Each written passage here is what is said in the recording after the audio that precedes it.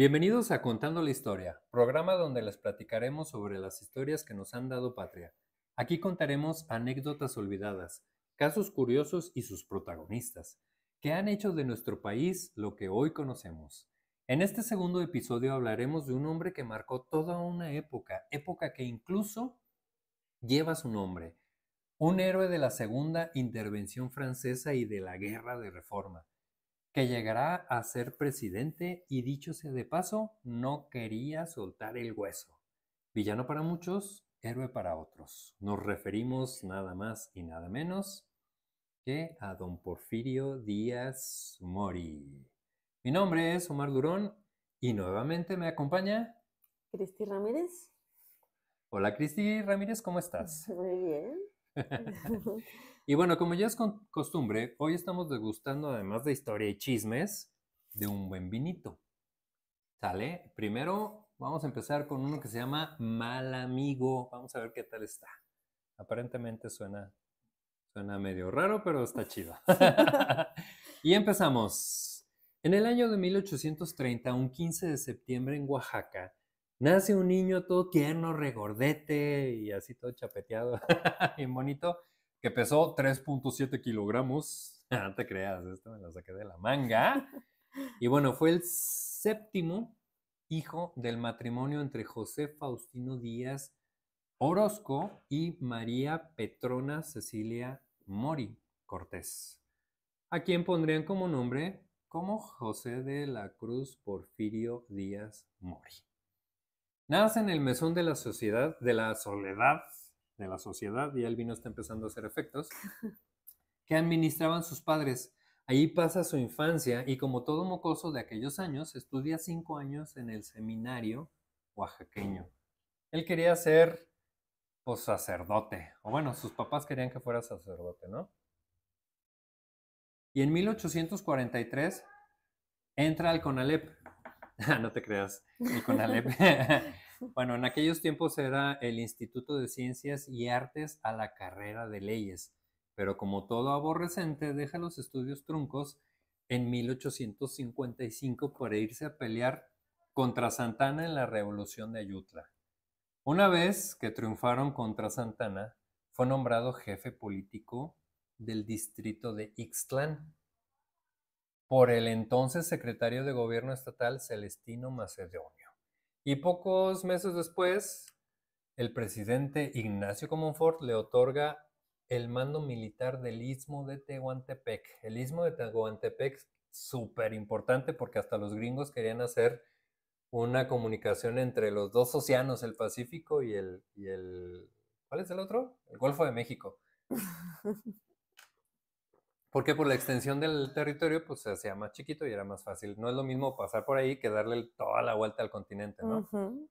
Bueno, poco antes, en 1852, trabajó de armero.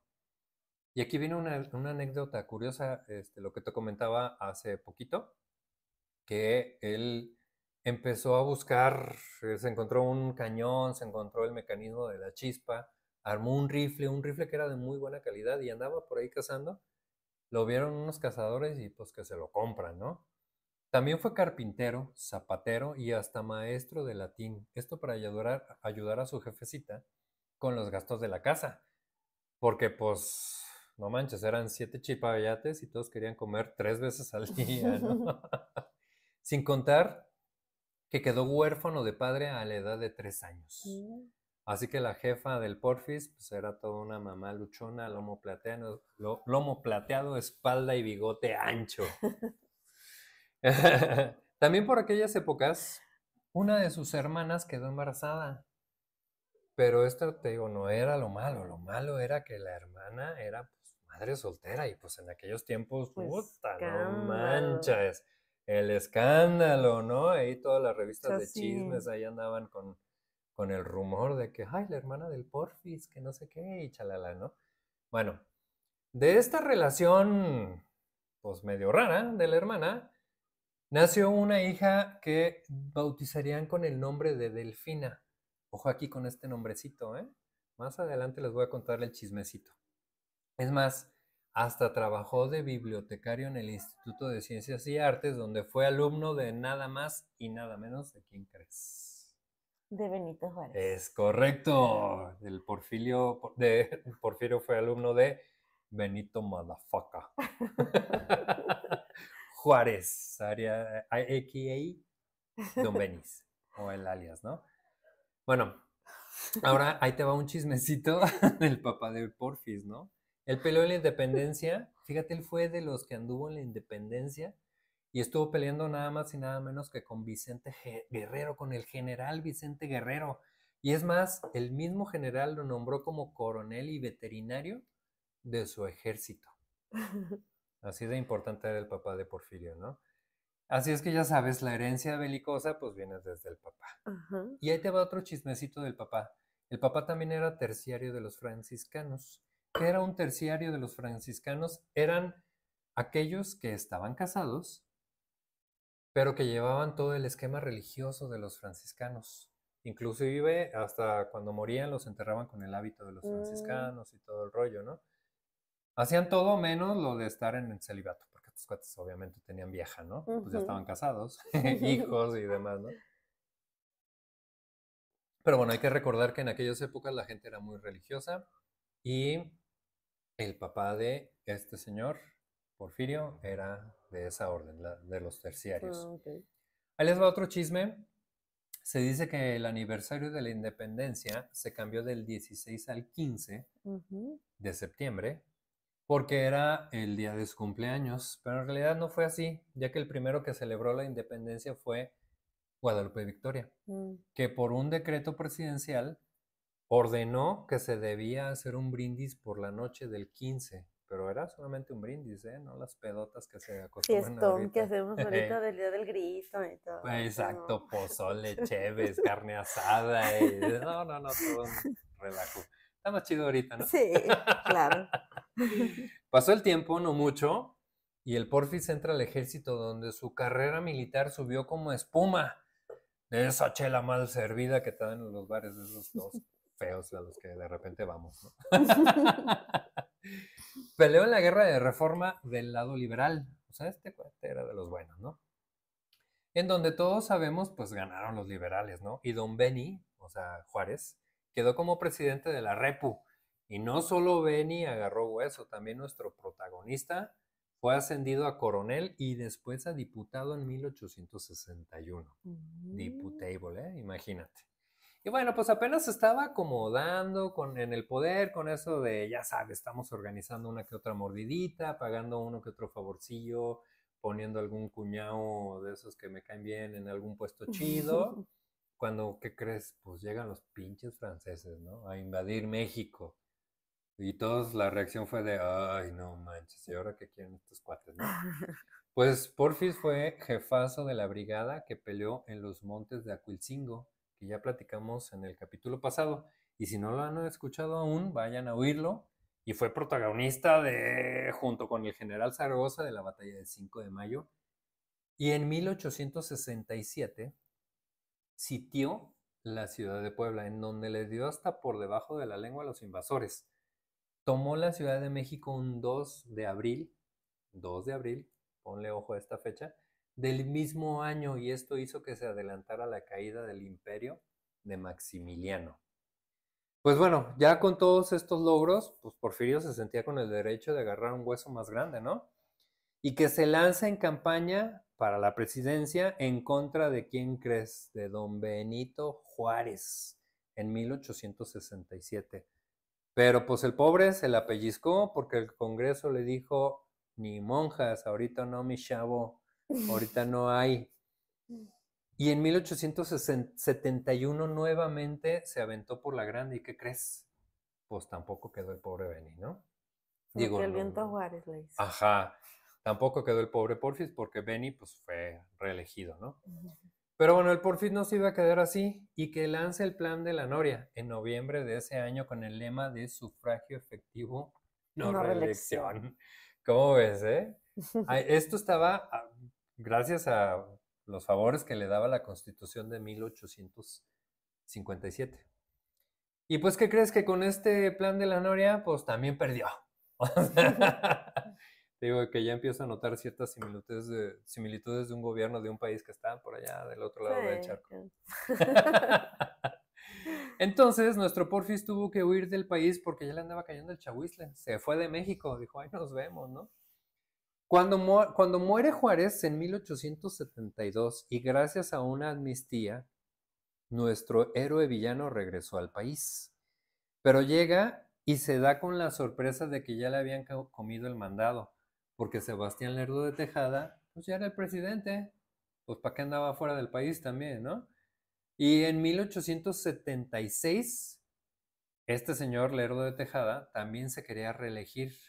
Así es que nuestro oaxaqueño favorito, representante de la democracia, lanza otro plan como el de la Noria, pero este se llamó el plan de Tuxtepec. ¿Y qué crees?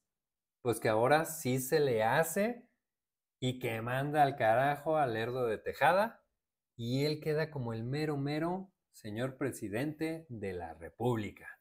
Y aquí es donde empieza lo que conocemos como el porfiriato. Pero bueno, no nos vayamos tan rápido, ¿no? La cosa es calmada, como dicen por ahí. Vamos a hablar más de los logros de Porfis, ¿va? Por allá en la Guerra de Reforma se libraron muchas batallas, sobre todo en el bajío del país, Celaya, Guanajuato, todos esos lugares, ¿no? Pero también en Oaxaca hubo pleitos. ¿Y quién crees que era el mero mero de esa zona? Pues Porfirio. ¿Estás de acuerdo? Y Porfirio toma la ciudad de Oaxaca con la ayuda de su carnalito, el Chato, Félix Díaz, que estaba en el poder de los conservadores. O sea, la ciudad estaba en el poder de los conservadores. En abril de 1860. Y pues Miramón, que era en aquellos años el presidente, pues se enchiló y pues dijo, nah, este pinche viejo bigotón ya me ganó y la fregada, ¿no? Pero Díaz queda como el mero mero, el chido de Juárez, ¿no? Juárez ya lo empezó a ver más como su chiqueado y te digo, como fueron alumno y maestro, pues ya se conocían y pues la verdad es que Juárez sí tenía mucho aprecio con Díaz, ¿no? Entonces ya con el control de la ciudad y ya por fin pudo volver a su casa, ¿no? ¿Y te acuerdas de la sobrina Delfina? Pues ya había crecido la muchacha. De repente le brotaron unas cosas por aquí y otras por acá y pues el Porfirio la ve y dice, ándale, ¿cómo te has puesto, Chabela? Dice, pues atáscate que aquí hay mole y de aquí soy, ¿no? Y que la empieza a cortejar. Y pues total, ¿no? Ya sabes, pues que la cenita, que el cafecito, el vinito y todo eso, ¿no? Y pues andaban paseando por las plazas y todo. Incluso Félix, el hermano de Porfirio, le dice, oye, carnal, ¿qué andas con la sobrina Fina? Andas como muy pegadito, ¿no crees? Así medio celosón. Y pues el Porfirio le decía, no, ¿cómo crees? Nada de eso, es mi sobrina, nada más, la andamos cuidando. Pero bueno, pues no se podía tapar el sol con un dedo, ¿no? Ahí te va otro chismecito. Se rumora que por ahí andaba un músico de esos músicos ambulantes que andan ahí tocando por las plazas y de esos que andan ahí pidiendo dinerito por tocar una canción mal entonada y todo eso, ¿no? Y que vio la parejita de Porfirio y Delfina y pues se inspiró y que les compone un vals. Porque en aquellos años pues se hacían vals, ¿no? Ahorita ya es reggaetón y de esas cosas todas feas, ¿no? Pero bueno, entonces este vals es un vals muy bonito que se llama Dios nunca muere. Y pues este vals es el himno de Oaxaca. O sea, después del himno nacional, el himno de Oaxaca es el Dios nunca muere, ¿no? Que bueno, sabrá Dios si sea realmente cierto o no, pues al final esto es un chisme, ¿no? Y bueno, aquí les voy a hablar de un personaje detestable, que ya le vamos a hacer un capítulo, este pinche viejo todo pendejo, que mira, neta Cristi, me cae bien gordo. Se llama Leonardo Márquez. Este tipejo era de los conservadores. obviamente estaba en contra de los liberales y pues obviamente ver sus días, ¿no? Y este güey andaba en guerrilla dándole lata a todo mundo. ¿Y qué crees? Que en una batalla pues se chingó a Melchor Ocampo. Y luego después para vengar a los liberales, para vengar a Melchor Ocampo, pues que se lanzan a Leandro Valle y pues también se fregaron al pobre Leandro Valle, le dieron piso, por ahí como dicen vulgarmente, ¿no? Lo pasó a desvivir.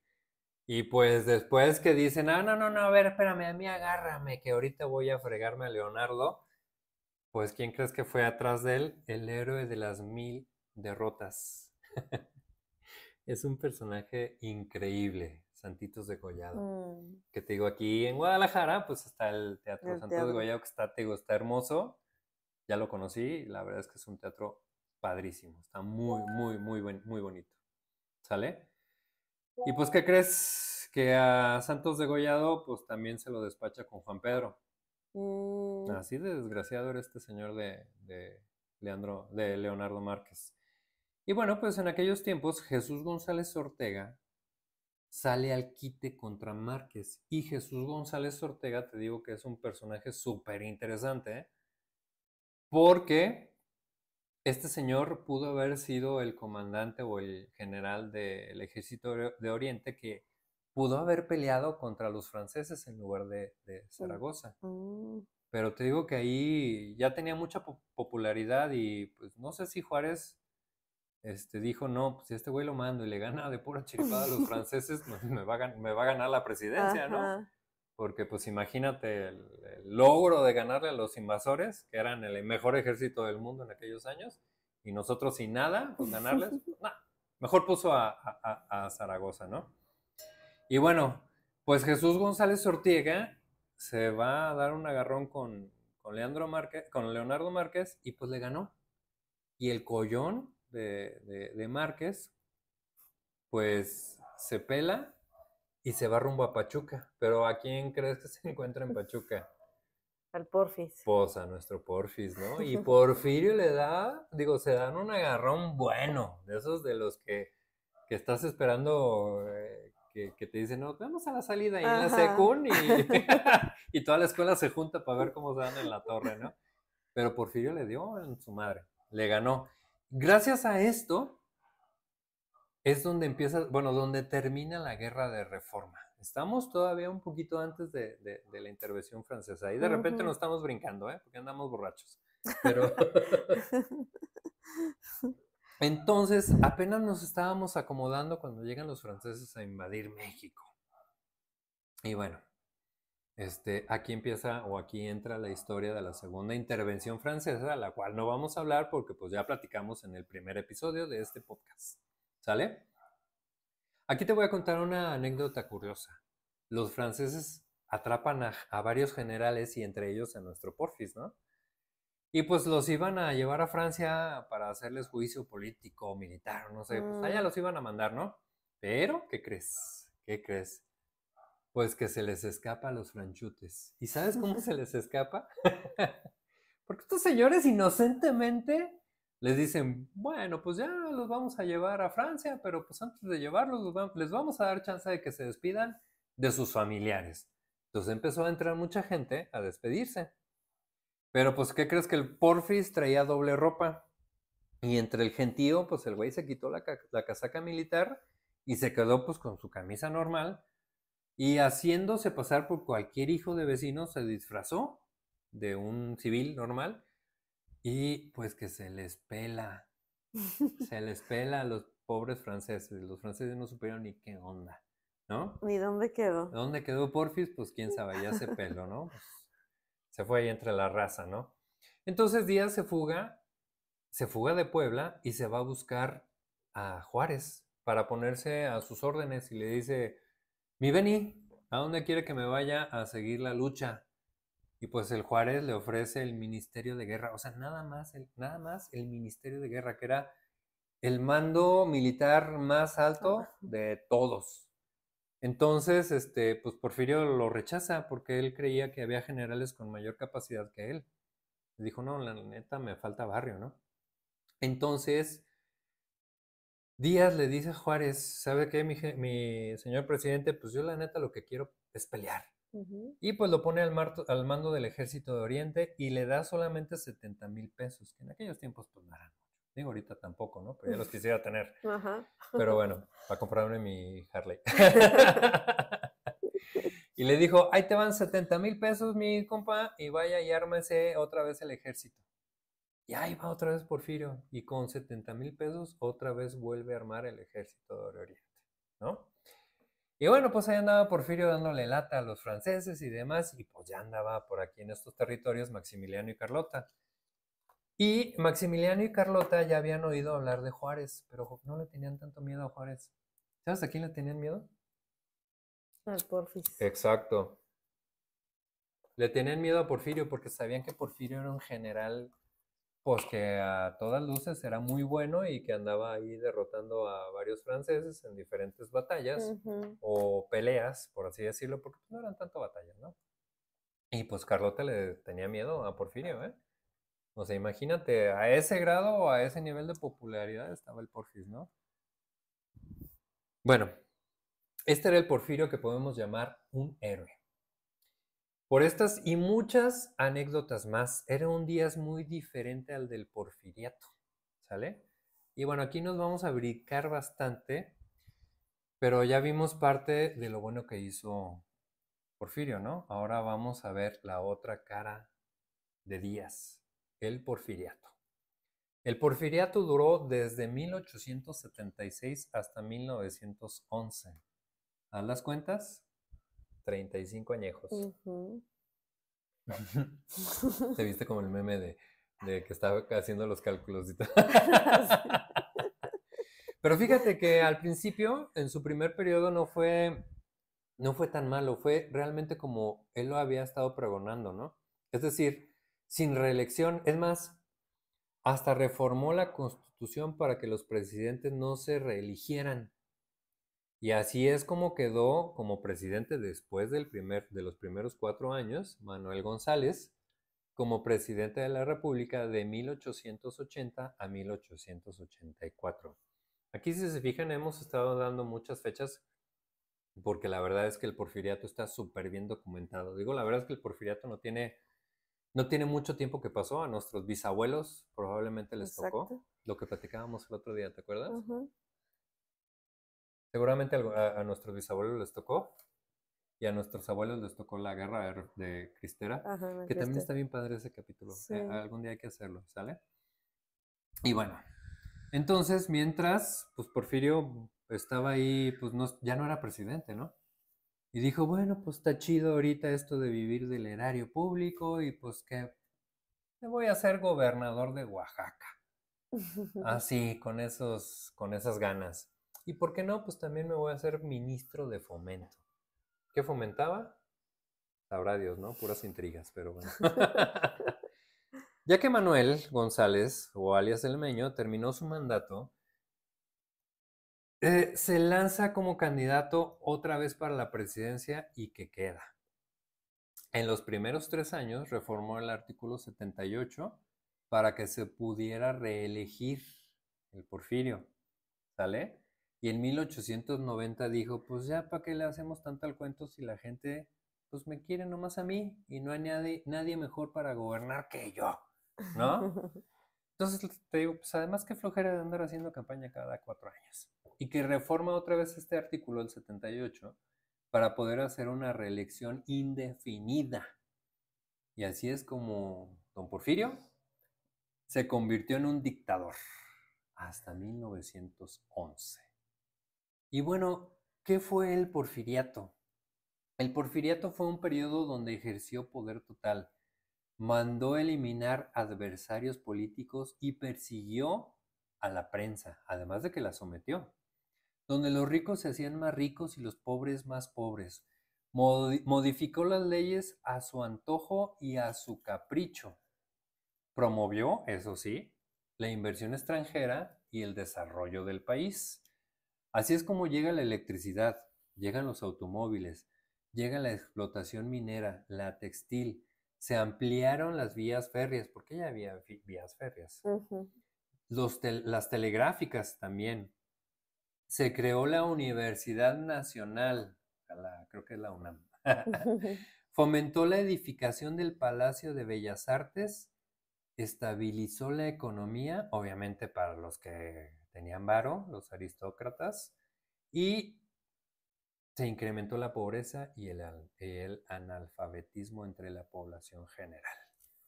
Y así es como nacen las haciendas, que realmente las haciendas era todo un sistema esclavista disfrazado, porque el hacendado era el dueño de las tierras, era el dueño de las personas y de las vidas de los que vivían ahí, valga la redundancia, ¿no? Así nacieron las tiendas de raya. ¿Sabes por qué se llaman las tiendas de raya? Mm, ¿Sí o no? Creo que sí, pero mejor explícame tú.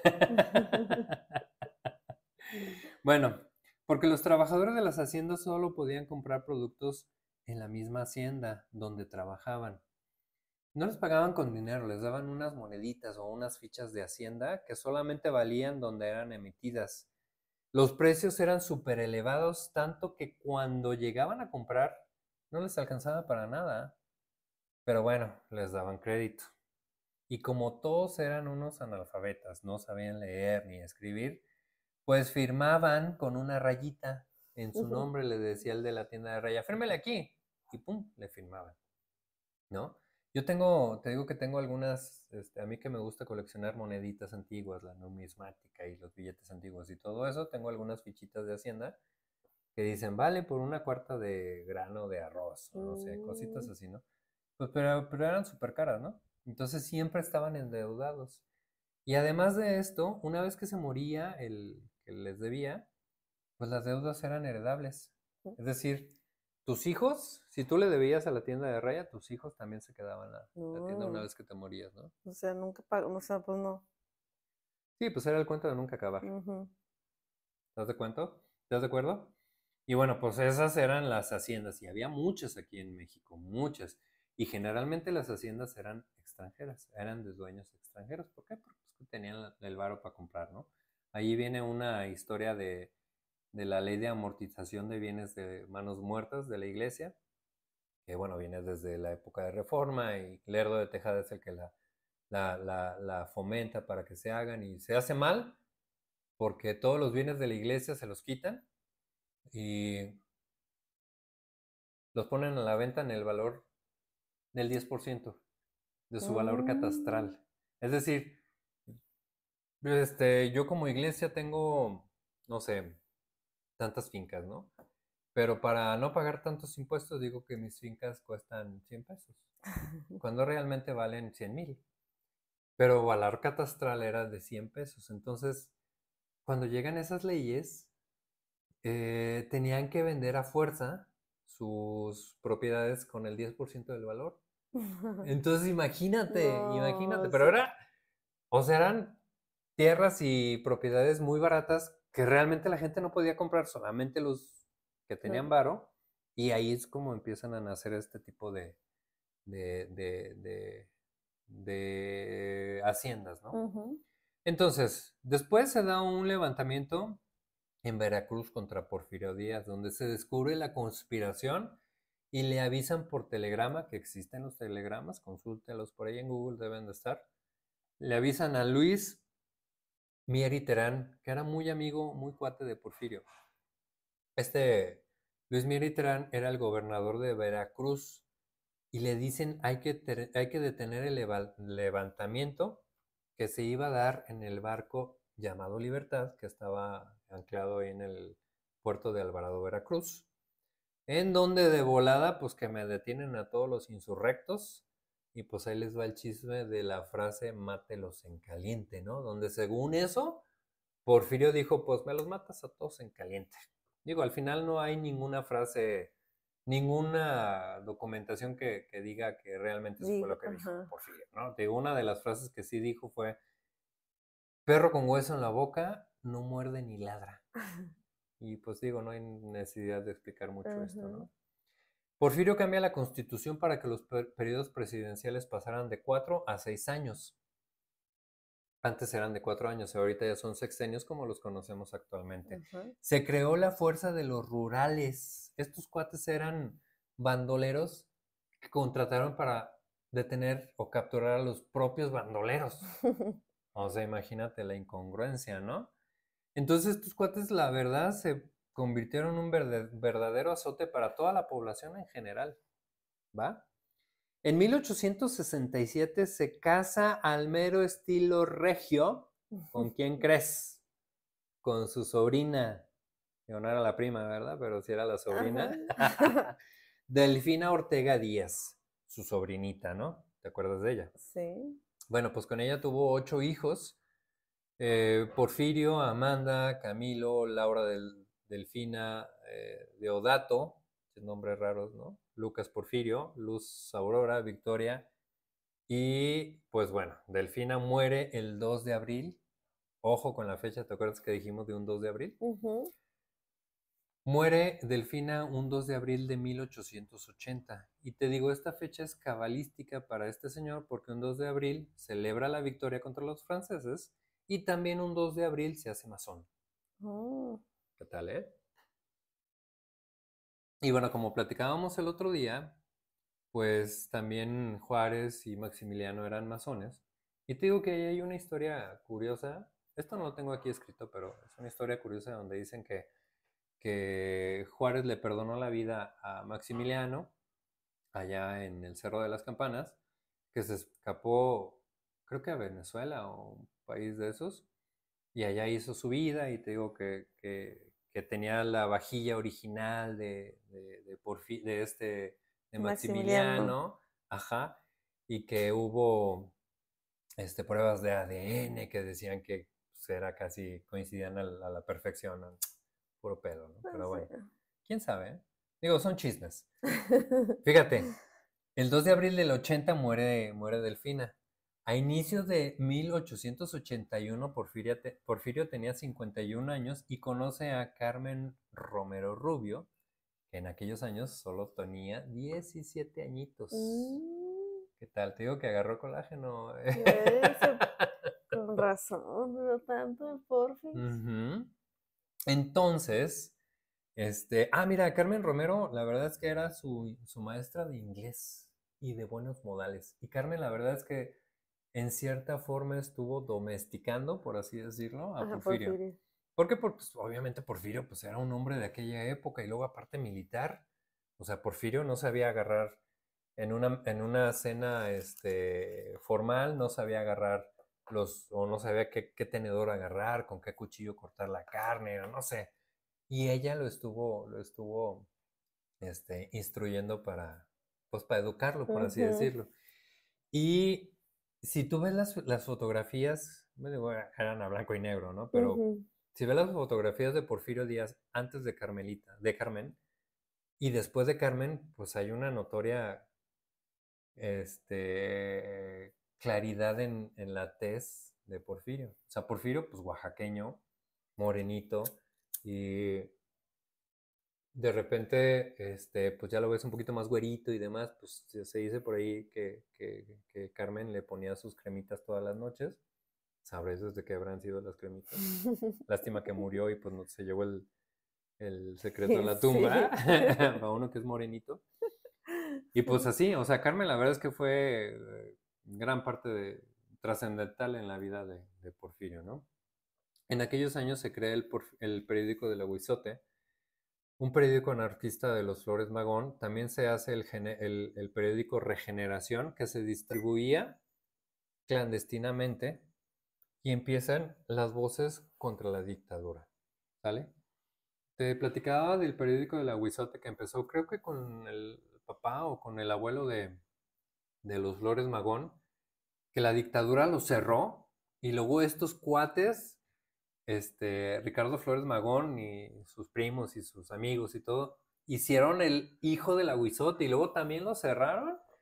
Porfirio también llegó y lo cerró y hicieron el nieto del Aguizote y así se la llevaron. O sea, creo que sigue vigente con otro nombre, no sé cuál sea. Pero bueno, por ahí está, ¿no? Se fomenta la ley fuga.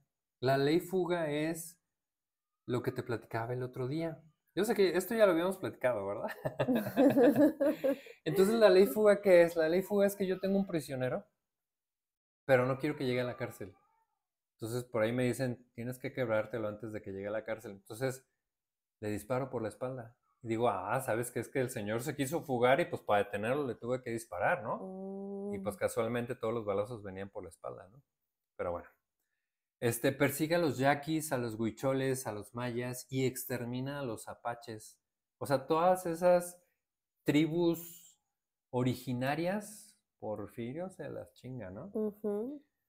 Llega a México el pensamiento del positivismo del grupo científico, que daba una imagen de progreso con grandes construcciones, obras faraónicas, obviamente todo esto con el estilo egocentrista de Díaz.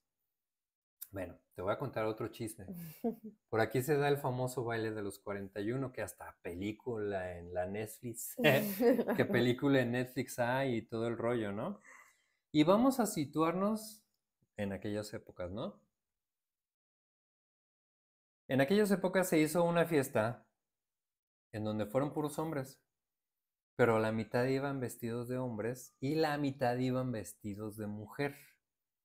Y bueno, en esta fiesta estaba entre todos, entre los 42, porque eran 42, estaba un señor que se llamaba Antonio Adalid, que era el ahijado de nada más y nada menos de los emperadores, de Maximiliano y Carlota, ahí andaba con sus cosas, ¿no? Y también estaba el famoso ingeniero Ignacio de la Torre, que era el yerno de Díaz, esposo de Amada. Amada era la hija más querida de Porfirio Díaz. Y cuando los cachan, que de repente llega la poli a reventar el cantón, como vulgarmente se dice, porque había ruido, fiesta y los vecinos se quejaron. Ya ves cómo son los vecinos luego. Sí. ¿Por qué la fiesta? Como que no me invitan. Pues los agarraron, ¿no? Los agarraron y le llevaron a Díaz, los metieron al bote, ¿no? Allá al Torito. Y le llevaron a Díaz la lista con los participantes. Se dice que eran 42 y que Porfirio dice en ese momento, escarnio público a estos 41. Y todos, pues serán 42, señor general, mi presidente. No, yo aquí cuento 41. ¿Por qué? Porque pues obviamente tachó de la lista a su yerno, ¿no? Y pues claro, como pues, era de esperarse, le puso un mega cague a este señor y lo mandó a Morelos. Ahí te va otro chisme de Ignacio de la Torre. Ignacio de la Torre contrata como caballerango a Emiliano Zapata. Y de la Torre también es el que consigue los carros que van a trasladar a Madero y Pino Suárez a Lecumberri. Y ahí es donde les aplican la famosa ley fuga. Y te digo que hay una anécdota donde, bueno, hay un libro muy bueno y le voy a hacer publicidad, que obviamente no la necesita, a Paco Ignacio Taibo, que tiene un libro que se llama, que es mi libro favorito, se llama Temporada de Zapilotes, donde habla de la decena trágica. Y ahí cuenta Paco Ignacio que cuando van en esos carros en la noche, los llevan unos rurales precisamente, ahorita ya no recuerdo el nombre del rural, los llevan y les dicen, vámonos a Lecumberri, los vamos a encerrar ahí, pero vamos a entrar por la parte de atrás. Y Madero se da cuenta que van pues por atrás, ¿no? Y le dice, oiga, pero pues si atrás no hay entrada. Y ahí es cuando Madero sabe que ya se lo van a ejecutar. Entonces cuando llegan, le abren la puerta, le dicen, bájese, bájese. Y Madero va bajando y en eso ¡puf! Lo matan. Le dan un balazo ahí en la cabeza y lo acribillan. Igual lo mismo le pasó al vicepresidente Pino Suárez, ¿no? Otro chisme relacionado con este señor Ignacio de la Torre, se dice que cuando Carranza entra a la Ciudad de México, lo mandó a arrestar, lo mete a la prisión, y cuando Villa y Zapata toman la ciudad, Zapata lo sacó de la cárcel. Y te digo, ahí es donde viene como la parte de que, ay, sí, Zapata era Villa y que no sé qué tanto rollo. Pues nada, a lo mejor eran cuates o no sé. Pero bueno, Zapata lo sacó de la cárcel, pero a diferencia de lo que mucha gente puede creer, pues Zapata se lo entregó a la tropa. O sea, lo sacó de la cárcel y se lo dio a los soldados. Y por los soldados ya te has de imaginar lo que le hicieron, ¿no? Sí, O sea, una persona que era homosexual, pues ahí imagínate le se lo hicieron de acabaron. todo, de todo. Pues más, lo dejan tan jodido que este señor, digo, vivo todavía, lo dejan, pero lo dejan bien jodido y se va a Estados Unidos donde después muere pues, a causa de las lesiones que le provocaron los soldados, ¿no? La verdad es que el porfiriato fue un periodo de corrupción, nepotismo, donde los derechos de los pobres no existían. Una época donde los ricos, en pleno verano, lo que te comentaba, tú que sabes mucho de Francia, tú que tienes nexos ahí con los franceses, Tengo nexos. vestían con abrigos, guantes y bufanda porque decían que en Francia, en esas épocas, estaba nevando. En donde los pobres eran desalojados a palazos cuando bien les iba, si no es que los desaparecían, ¿no? Y te voy a contar un poquito de la cronología del porfiriato, ¿vale? En 1900, hace no muchos años, te digo que nuestros abuelos o bisabuelos les tocó, Sí, y te digo lo que, no sé si ya lo dijimos o no, pero probablemente a nuestros abuelos les tocó más la época de la guerra de las cristeros, ¿no? cristeras, ajá, que te digo, luego hay que platicar de esa, que también está muy interesante. Bueno, en 1900 inician los movimientos opositores al régimen. En 1906 se desata un acontecimiento muy importante que sería un precursor de la Revolución Mexicana. Se trata de la huelga de Cananea en la mina de cobre de Sonora. Por darte un contexto muy general, esto es lo que pedían los obreros. Esto es su pliego petitorio. Ellos pedían la destitución de los capataces, un salario mínimo de 5 pesos, jornadas de 8 horas y que la participación de los mexicanos se elevara en un 75% para poder acceder a puestos superiores. Es decir, ya ser de chalán a Ujú. chalán, de chalán del chalán a chalán, ¿no? Entonces, fíjate, los extranjeros que trabajaban ahí, en el mismo puesto que los mexicanos, pues ganaban $7, mientras los mexas solamente ganaban 3 pesos. O sea, imagínate. Entonces, cuando la huelga de Cananea explotó, pues los pinches gringos trabajadores tomaron las armas y empiezan a disparar contra los mexicanos. Pero los mexicanos se defendieron y les dieron en la madre a varios gringos. Ujú. Esto hizo que el señor William C. Greene, quien era el dueño de esa mina, pidiera ayuda a los Rangers de Arizona. Y entre estos tipejos, los Rangers, y la policía mexicana mataron a 23 hombres. Mm. Dejaron a 22 heridos y arrestaron a 50. Y con esto pues terminan la huelga y esto dejó un resentimiento muy cañón entre la población. ¿Sale? Este mismo año se produce la rebelión de Acayucan en contra del porfirismo allá en Veracruz. ¿Sale? En 1907 se da la huelga de Río Blanco en Veracruz también. Aquí los trabajadores exigían algo muy parecido a lo que pedían los de Cananea. Ujú. Ya estaban hasta la madre de los malos tratos, de las jornadas de más de 14 horas, la mala Oh, paga, no. las condiciones insalubres. Además, se instauraron castigos y multas por si alguien quería hacer revueltas, ¿no? Si alguien la quería hacer de pedo, luego Y se no había los... sindicatos en ese tiempo. No, había sindicatos, exacto. Entonces, luego se los chingaban. ¿Estás de acuerdo? O sea, ahí nada de que quieras usar la de emoción, nada que mis derechos sindicales. No, Ajá. hombre, que cuáles, ¿no? Y fíjate, lejos de apoyarlos, Porfirio les exigió que regresaran a la chamba. Órale, güey, ya no le hagan el Mm. cuento porque hay que producir. Ay, Dios, tuve un déjà vu. Les mandó al ejército federal. Y estos cuates, la neta, hicieron un verdadero desmadre, una masacre con todos los pobres trabajadores. La verdad es que la huelga de Río Blanco es es un pasaje negro de la historia del porfiriato y de la historia de México, ¿no? Ok, en 1909, un 22 de mayo, Francisco I. Madero funda el partido antirreeleccionista, igual que Díaz cuando quiso, cuando quiso ser presidente, ¿no? ¿Te sirve un Ajá. poquito más? Poquito nada más. Ok. Gracias. En 1910, un 6 de junio, Madero es aprendido en Monterrey y se lo llevan a San Luis Potosí, arrestado, ¿no? En 1910, un 10 de junio, Díaz vuelve a ganar las elecciones. O sea, del 6 de junio del 1910 al 10 de julio, ya arrestaron el 6 a Madero y el 10, otra vez ya quedó como presidente Díaz, ¿no? Ajá. El 5 de octubre de 1910 también, Madero promulga el Plan de San Luis tras huir de la cárcel. Se fue a Estados Unidos y allá hizo el Plan de San Luis. Este Plan de San Luis es con el que se da inicio a la revolución. Es más, tenía fecha y hora.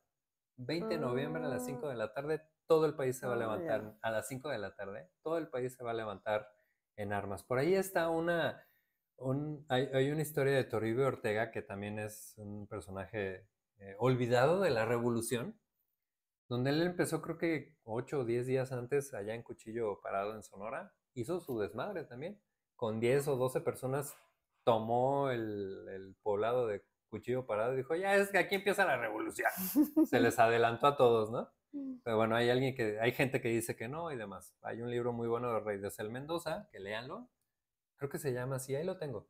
Creo que se llama por Toribio Ortega, La Revolución de Cuchillo. No recuerdo, pero bueno, es muy bueno. ¿Sale? En 1911, un 10 de mayo, Pancho Villa y Pascual Orozco toman Ciudad Juárez. Ciudad Juárez, o Paso del Norte, que en aquellos años antes de la Revolución se llamaba Paso del Norte, ya después por Juárez, porque ahí estuvo Juárez con su gobierno, le pusieron Ciudad Juárez, ¿no? Ah, ok. Y te digo, Pascual Orozco, o sea, hay una revolución orozquista, o sea, de Orozco, imagínate. Y la revolución tiene muchas etapas. Esta es la primera, ¿no? La primera etapa.